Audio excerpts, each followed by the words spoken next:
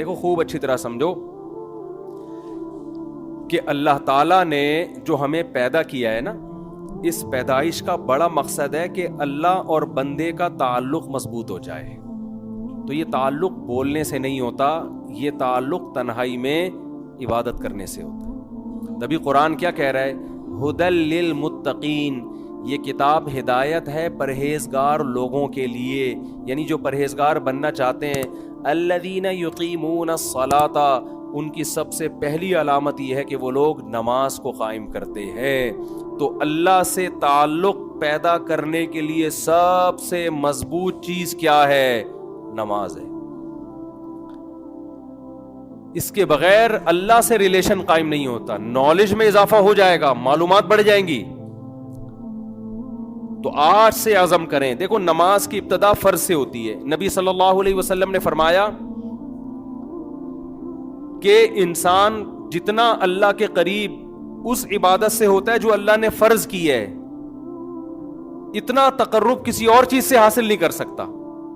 حضرت عمر نے دیکھا کہ ایک صحابی کے بارے میں پوچھا، فجر میں نہیں تھے. کسی نے کہا کہ وہ ساری رات عبادت کرتے رہے، آنکھ لگ گئی تھی.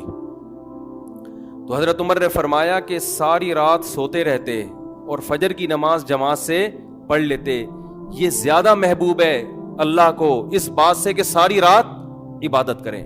کیوں؟ ساری رات عبادت فرض نہیں تھی. فجر کی نماز جماعت سے پڑھنا کیا ہے؟ وہ فرض ہے.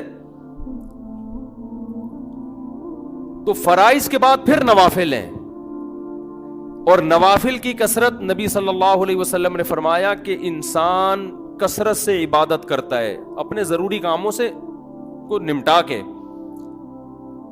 فرمایا کہ اتنی عبادت کرتا ہے کہ یہاں تک اللہ تعالیٰ فرماتے میرا ایسا محبوب بن جاتا ہے کہ میں اس کی آنکھ بن جاتا ہوں جس سے وہ دیکھتا ہے، میں اس کے کان بن جاتا ہوں جس سے وہ سنتا ہے، میں اس کے ہاتھ بن جاتا ہوں جس سے وہ پکڑتا ہے، میں اس کے پاؤں بن جاتا ہوں جس سے وہ چلتا ہے. یعنی یہ مبالغہ ہے. کیا مطلب؟ کوئی کام اس کا پھر میری مرضی کے خلاف نہیں ہوتا. ایسی اللہ کی محبت اسے ملتی ہے. تو بھائی عمل کے لیے صرف علم کافی نہیں ہے، اللہ سے تعلق ضروری ہے.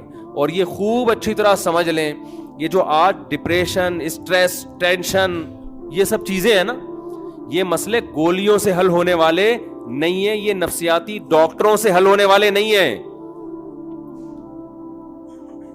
اس کا قرآن میں اللہ نے ایک ہی علاج بتایا، فرمایا الا بذکر اللہ تطمئن القلوب. اللہ کا لفظ دیکھو، اللہ کا مطلب خبردار.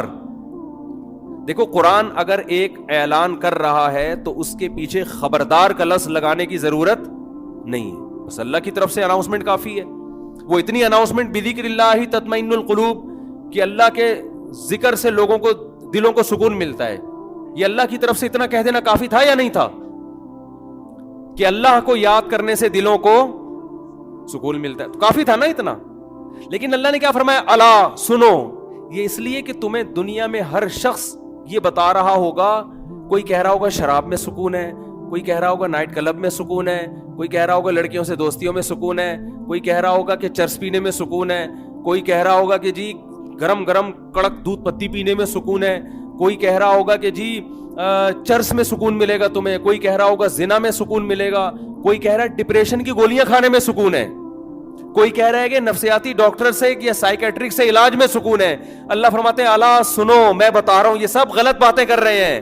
حقیقت میں تمہیں سکون صرف اللہ کو یاد کرنے میں ملے گا، اس کے علاوہ کسی چیز میں نہیں ملے گا.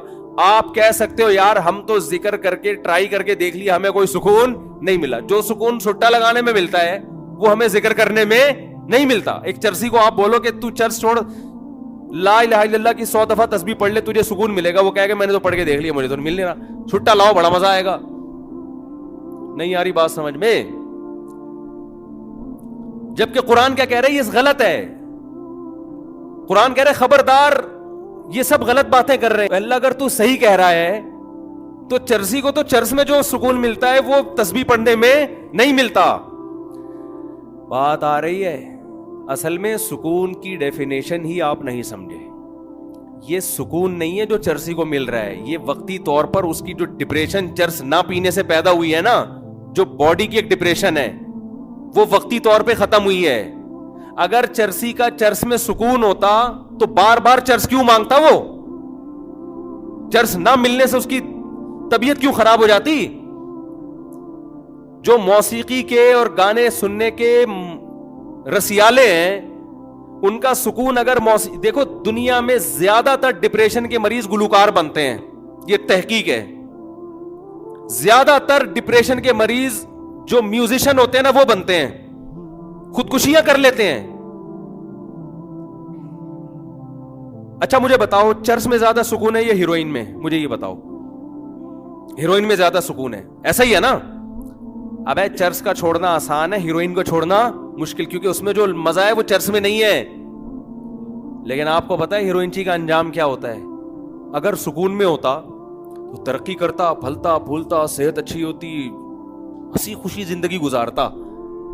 جو جتنا زیادہ مزے کی لائف گزار رہا ہے نا مصنوعی طریقے سے، وہ اتنا ڈپریشن کا مریض ہے. سمجھتے ہو؟ وہ ڈپریشن کا اتنا زیادہ مریض ہے. اس کی مثال دے کے بس بات ختم کرتا ہوں. دیکھو طاقت کی دو قسمیں ہیں. ایک طاقت ہوتی ہے جو کھانا کھانے سے آتی ہے. ایک کمزور سا باریک سا انسان جو جیسے آج کل کے ہمارے اکثر کراچی کے نوجوان ہیں، ایسا لگتا ہے ہینگر کے پہ کپڑے لٹکے ہوئے ہیں بس. اب کوئی اسے کہے کہ چلا نہیں جا رہا، بیٹھا نہیں جا رہا، یہ چلا گیا کسی ہیروئنچی کے پاس کہ مجھے طاقت چاہیے. اس نے ہیروئن کا ایک ٹیکا لگا دیا، یہ اچھلے گا نا، چھلانگے مارے گا، کودے گا، ایک دم پاور آ جائے گی، آپ کی پتی سی پھاڑ دی اس نے. کیا مطلب؟ کیا طاقت آ گئی ہے اس میں؟ بولتے کیوں نہیں بھائی یہ طاقت نہیں ہے، یہ وقتی ہے، ایک وقتی اس بلڈ کے سرکولیشن کو ایک چیز نے تیز کر دیا. اور یہ چلا گیا کسی ڈاکٹر حکیم کے پاس، حکیم صاحب میں چاہتا ہوں میرے جسم میں طاقت آ جائے. تو حکیم اس کو ڈائٹ پلان لکھ کے دے رہا ہے کہ جم جاؤ، تنکے کے دونوں طرف بٹن لگاؤ، روزانہ اٹھایا کرو. تھوڑے دنوں بعد وہ قمیض کے بٹن ہٹا کے شیروانی کے بٹن لگا دو، پھر ہوتے ہوتے وہ 2 بٹن، اس کے بعد پھر 1-1 کلو کا ویٹ، پھر ایک دن آئے گا ایسے ویٹ اٹھاؤ گے. اور اس دوران یہ پلان، اتنے انڈے کھانے، اتنی روٹیاں کھانی ہے. اب وہ کہہ رہا ہے یار اس دن چرسی نے ٹیکا لگایا تھا، میں زبردست طاقت آ گئی تھی میری باڈی میں. اور یہ جو ڈاکٹر صاحب بتا رہے ہیں آج میں جم گیا تو جانے کے بعد بجائے طاقت آنے کے میں تو بالکل ہی پڑ گیا زمین پہ. 2 دن تو مجھ سے بستر پہ، میں نے تو پینوڈل کھائی ہے بھائی. اور یہ جو اس نے مرغے شرغے بولے تھے وہ میں نے کھائے، میرا تو پیٹ خراب ہو گیا. تو ڈاکٹر کیا بولے گا؟ ابے وہ طاقت نہیں ہے، وہ چرسی نے چرس کا ایک ٹیکا لگا دیا تجھ میں جو تو 2 منٹ اچھل رہا ہے. وہ تھوڑے دنوں میں جتنا ہے نا، ابھی تو ہینگر پہ کپڑے نظر آ رہے ہیں، ہینگر بھی غائب ہو جائے گا تھوڑے دنوں میں، صرف کرتا شلوار رہ جائے گا. تو نظر نہیں آئے گا، تو محسوس ہوگا لوگوں کو، حقیقت محسوس ہوگا کہ کوئی بندہ تھا، رہے گا نہیں تو. اور میں جو طریقہ بتا رہا ہوں نا اس میں وقتی طور پر تو بور ہو رہا ہے، درد بھی ہو رہا ہے، پین بھی ہو رہا ہے، ذرا کر کے دیکھ. 1-2 سال کے بعد دیکھنا، آج تو بٹن اٹھا رہا ہے، ٹھیک ہے نا، 1-2 سال کے بعد دیکھنا تیری قمیضیں پھٹنے لگیں گی.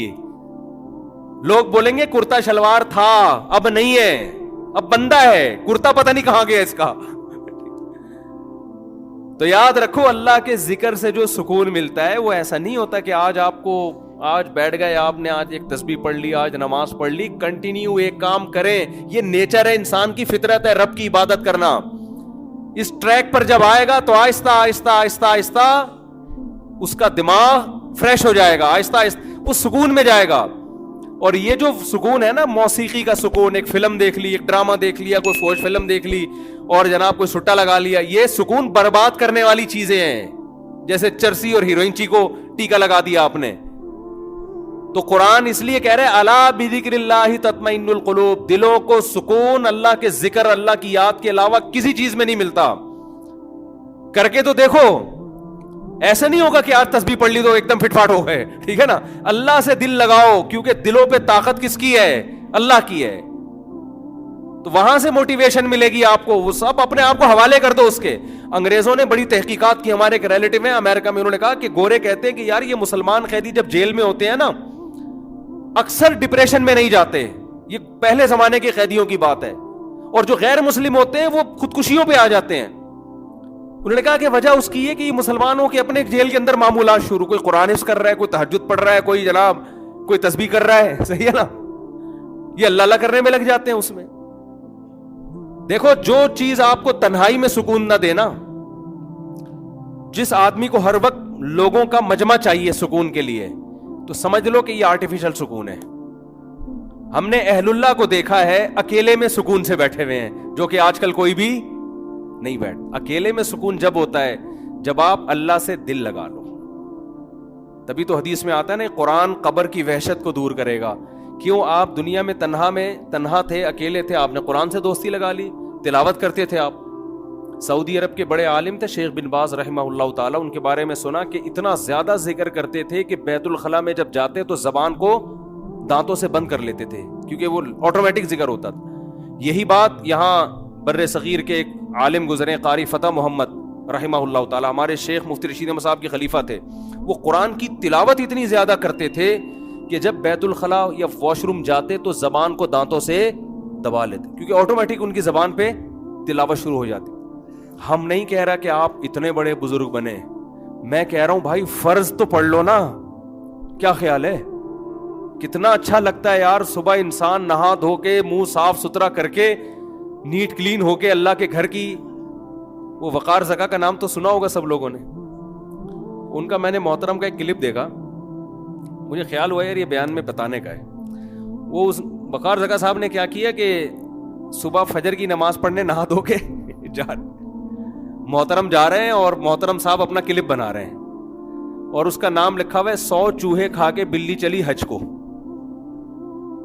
بھائی بس 100 چوہے کھا کے بلی چلی, مجھے بڑا اچھا لگا. میں نے کہا یار یہ کیا. تو وقار زکا صاحب نے کہا کہ دیکھو ٹھیک ہے, ہم 100 چوہے ہم نے کھائے ہیں دن بھر میں, لیکن ایک کام ہم اچھا کر رہے ہیں. تو یار چلو بلی حج کو جا رہی ہے تو 100 چوہے کھا کے اگر اس نے غلط کیا تو حج کرنے کے لیے یہ کام تو اچھا کیا نا. تو اس نے کہا آپ صبح صبح اٹھیں, نہائے دھوئیں اور فجر کی نماز جا کے پڑھیں. تو مجھے اس لیے اچھا لگا کہ یار ایک لبرل آدمی جب اس طرح کی بات کرے گا نا تو چلو ایک اچھا پیغام دیا نا لوگوں کو کہ یار سارا دن آپ بے شک بیٹھ کے 100 چوہے کھا لو, دن کی ابتدا تو تمیز سے کرو نا. میں نہیں کہہ رہا کہ وہ 100 چوہے کھانے والی بات صحیح ہے غلط ہے, اس بحث میں میں نہیں پڑھ رہا, کسی کی شخصیت پہ میں نہیں جاتا کہ کون صحیح ہے کون غلط ہے, لیکن میسج بڑا اچھا دے دیا. میں نے بڑی رپلائی کیا, میں نے کہا یار یہ میسج بڑا خاندانی دیا. بہت سے لوگوں کو شاید اس سے خیال ہو کہ یار دن بھر جو مرضی بدماشیاں کریں, دن کی ابتدا تو کم از کم تمیز سے ہو جائے نا. تو صبح صبح نہا دھو کے آپ کبھی نہاؤ نہیں, بے شک سردیوں میں وضو کر لو آپ, ویسے نہا کے آؤ ٹھنڈے پانی سے, مزہ نہ آئے پیسے واپس. سردیوں میں کراچی کی سردی قابل برداشت ہوتی ہے, صبح آپ ٹھنڈے پانی سے نہاؤ, پہلا مگا کاکڑ دن نہ کرے گا, اس کے بعد بالکل ٹائٹ ہو جائے گا حساب. یا شاور جب کھولو گے تو پہلی جو چھینٹیں پڑیں گی وہ ایک دفعہ ڈرن کر کے آپ ہلو گے, وائبریشن ہوگی, ری اسٹارٹ ہو جاؤ گے آپ, بڑا ٹائٹ ہو جائے گا کام, بس ختم کر رہا ہوں. تو جب نہا دھو کے آپ آؤ تو آپ دیکھو کیسا سکون ملتا ہے انسان کو. ہماری عبادت جو اسلام نے رکھی ہے نا اس میں طہارت رکھ دی ہے, اس طہارت سے اس عبادت کا مزہ دگنا ہو گیا ہے. اگر اسلام میں یہ وضو نہ ہوتا, یا اسلام میں نماز کے لیے استنجا نہ ہوتا, اور مسواک نہ ہوتی, دانت صاف کرنے نہ ہوتے, تو پھر نماز کا آدھا مزہ تو خراب ہو جاتا. وضو میں تکلیف ہوتی ہے انسان کو, لیکن یہ وضو انسان کو فریش کر دیتی ہے. پھر پاک کپڑے پہن کے آنے کا حکم ہے, اگر ناپاکی کے ساتھ اجازت ہوتی نماز کی روحانیت ختم ہو جاتی. کتنا اچھا لگتا ہے فجر کی نماز میں, اور جو فجر میں آ گیا اس کا مطلب باقی ساری نمازیں پڑھ لے گا وہ. تو ارادہ کریں میرے بھائی کچھ اللہ کا کو یاد کرنے کی, اور ارادے ابتدا کس سے کرنی ہے؟ فرض نماز سے. اور جرمانہ رکھیں اپنے اوپر. ابھی جتنے لوگ بیٹھے ہوئے ہیں عزم کریں کہ جس کی کل فجر کی جماعت گئی اس کا ناشتہ گیا. ناشتہ اسی دن کرنا ہے جس دن فجر کی نماز جماعت سے پڑھنی ہے. جب تک سزا نہیں دیں گے اپنے آپ کو, انسان کو موٹیویشن نہیں ملتی, انسان کا بچہ بولو نہیں بنتا. سمجھتے ہو؟ اللہ عمل کی توفیق عطا فرمائے.